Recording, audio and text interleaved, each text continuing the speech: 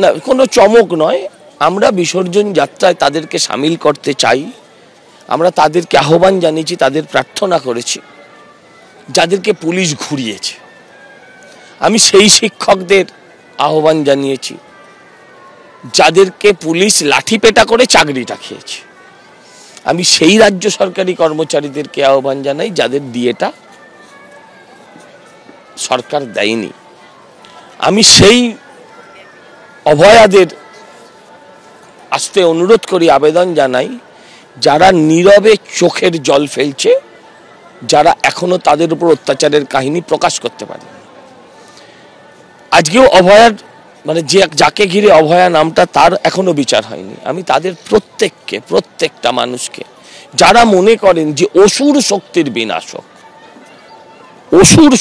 বিনাশক এটা যারা মনে করেন, তাদের আমি প্রত্যেককে আহ্বান জানাচ্ছি।